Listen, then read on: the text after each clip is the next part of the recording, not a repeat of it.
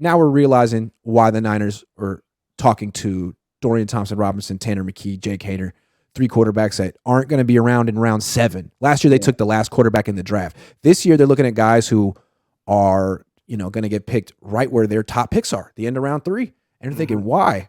Are they trading Trey? Well, it's possible they need a third quarterback because Brock is going to have a year off. In which case, which quarterback do you think the Niners should draft? Should draft is different. There's 5 guys that I have here written down, or 6. There's Tanner McKee, who's probably going to go 2nd to 3rd round. Jaren Hall, who's 4th to 5th. Jake Haener, who's 4th to 7th. DTR, who they have ranked 4th to 7th. Clay Toon at 6th. And Max Duggan, 3rd to 7th. The player that I like out of here is DTR. But the thing that scares me is that how forward the 49ers are showing their interest in DTR. He's visited with the 49ers 3 times. To me, that if the 49ers wanted DTR, I don't think they would be showing everybody that they want DTR as strong as they are. So that makes me think it might be somebody else. I would be surprised if they end up showing their hand like this and then getting him. I think they're trying to get somebody else. I'm unsure right now who it might be, and it might be Jaren Hall from BYU. I don't know. Who do you think it's going to be? Well, I think it's DTR, but it's possible that he won't be available. His stock is climbing, and he might go early round 3, late round 2. I mean, he might go around where Hendon Hooker goes. And I think DTR appeals to the Niners in a lot of ways. They want a combination of Trey Lance and Brock Purdy. What they like about Trey Lance is the athleticism, because they want to be a running team and they want that quarterback run element like Philly has. Like, they want that. That's part, and they want a guy who can push the ball down the field. Like, that's DTR. They also want a quarterback who's experienced at a young age, so he can come in and play right away and have success right away. That's what Brock has going for him. And DTR is both of those things. He's a playmaker. He's super fast. He's a cannon. And he started like 5 years at UCLA. And he's only like 23 years old. So I think he appeals to the Niners. He has what they look for, what they want in a quarterback. So 2 things.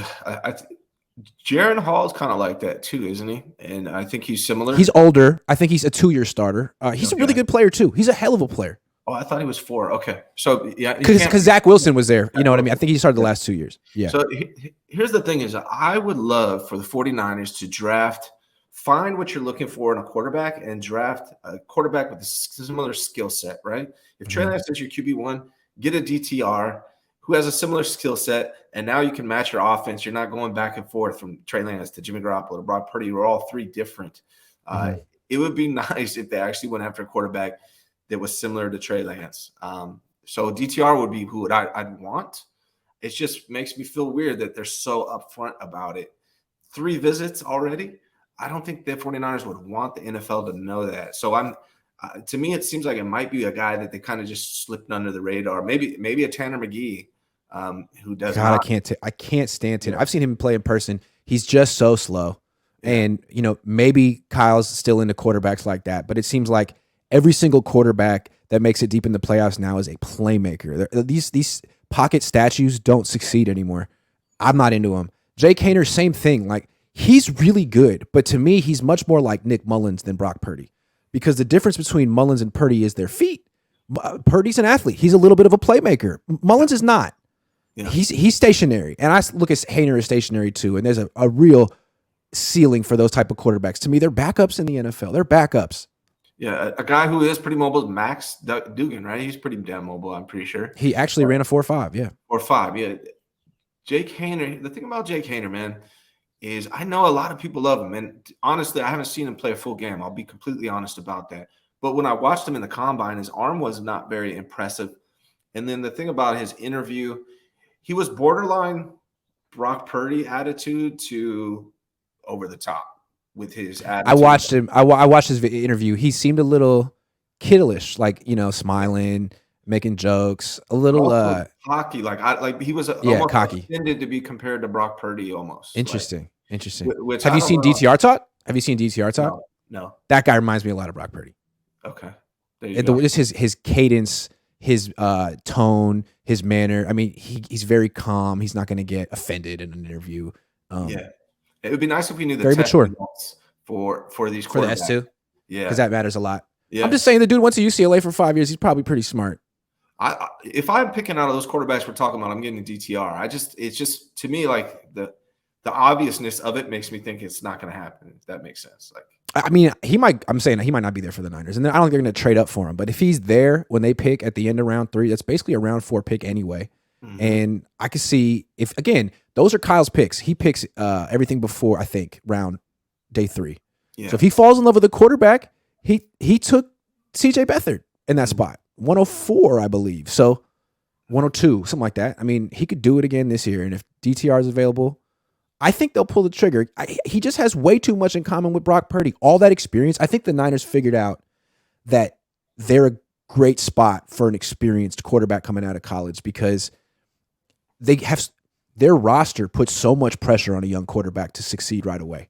Yeah. And it's not Trey's fault. He didn't fail, but there's so much pressure on him to be a finished product, whereas Purdy is.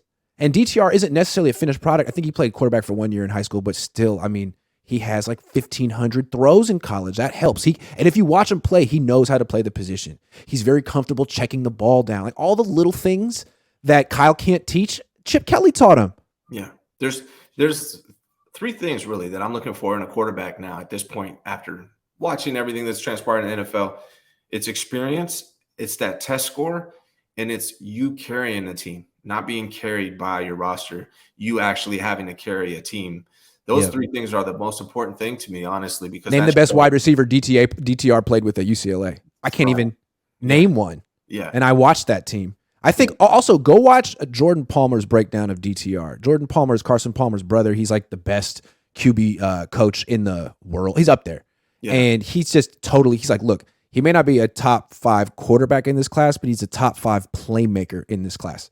It's like, look at these scrambles. Like, there's a scramble here where most quarterbacks will get 4 yards. It's a 70-yard touchdown for DTR. Yeah. Like, he makes people miss. He hurdles people. He's really good. And what Jordan Palmer says is quarterbacks in today's NFL need 3 things. You need to be able to get the ball out of your hands quickly. Mm-hmm. You need to be able to make plays with your feet outside of structure. And you need to be able to push the ball down the field. DTR can do all 3 of those things, and he comes with experience. Yeah. I mean, you brought up the word playmaker. The first thing I thought of when I saw Brock Purdy play in the preseason was this kid's a playmaker, right? He just sees the field. He makes something out of nothing. He wants to extend plays. He's comfortable. Yeah. As opposed to Jimmy, like you could feel the anxiety when he held the ball for more than 2 seconds. Like Brock's like, I'm happy to. Yeah. Yeah. If it's not on script for Jimmy, he's done.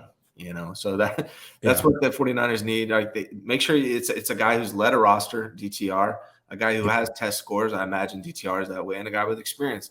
And I imagine, he has the experience as well. He's a playmaker. I think it would be a good pickup for the 49ers. Whether or not that's what they're doing, I don't know. But I think I would like it. I feel like people are starting to figure it out. If Brock Purdy had success because of his experience and his test scores and his playmaking ability with his feet, what about this kid from UCLA? Because I think he probably would test higher than Brock Purdy and everything except the S2 is my guess. Yeah. I mean, everything. Yeah. Arm strength, foot speed, everything. If you look at the quarterbacks they drafted outside of Trey Lance, because it didn't matter because they had the 3rd pick, but all the other quarterbacks they drafted, we really didn't have any idea that those quarterbacks were going to be drafted, right? They didn't telegraph it the way they're telegraphing it right now with DTR. That's the thing that makes me wonder, are they really going after DTR? It's not like they have a 3rd pick, right? It seems like the whole league is going out. I don't know if the media might not have known about this guy, but I think he's met with like 10 teams, like the Eagles. I think a lot of people know about this guy. And check out his pro day interview. Cause I think the Niners weigh that stuff. Someone asked, what are you working on this offseason? He goes into what he's working on mechanically, like in freaking detail. Mm-hmm. I love hearing quarterbacks talk about that kind of stuff. He's like, I'm very quad dominated, so I'm trying to work on my posterior chain. And it's really helped me get more rotation, which is why I threw the ball 62 miles an hour at the combine. It's like, okay, UCLA grad, nice. I'm impressed, but maybe I'm just biased because I went there. I want him. I don't disagree with you. It's just the how obvious they're making it makes me concerned. But yeah. I will say that DTR, Brock Purdy, Trey Lance, that's a good young quarterback room. Right? Hell yeah. I would be excited about that. Yeah, absolutely. And then you got, DTR, Sam Darnold, Trey Lance this year. Mm-hmm. And then it's a game of survivor. Someone's got to be off the island. And because Brock Purdy's coming back next year and Brock Purdy's damn good. I'm excited for Brock Purdy's future. He's a great story. But I'm also excited about Trey Lance's future. And that's a good problem the Niners have. They just got to play it right. And Sam Darnold, I don't know how he weaseled himself in here, but I would be much more interested in developing someone like DTR than Sam Darnold because, dude, Sam Darnold's had 1,000,000 second chances. This is his 50th second chance. I think the problem with Sam Darnold, man, is his mental, and that's something I don't think. How do you fix that? The only thing you can do for that is dial guys up perfect. You can, basically like Jimmy Garoppolo, right? I want you to throw to this guy; he's going to be open. Throw to him and him only. So anything off script, it might be a problem. I mean, he's more mobile than Jimmy, so that helps him. But it's the mental part. I don't know if you could fix that. I'd like to know. I mean, he's just a walking turnover. So we'll see. And he committed a bunch of turnovers in his last game. I don't know if you can stop that. Tony says it's Trey's time to really lock in and take the damn QB1 spot for good. Show us the progress he posts on IG, but with pads. Yeah, man. He's got all off season. He's got, see what he's got. Official B&M Music 88 says fans, coaches, and teammates have been so pressed for Brock over Trey as QB1. No one has considered how this injury has affected him mentally. Yeah. I mean you got to think like he felt, the Brinks truck was right within grasp, and then his arm broke. And now he's thinking like, man, it's still there, but I got to make sure that this arm is good. I think both Trey and Brock have to overcome that. And I think they both have the mental makeup to do it.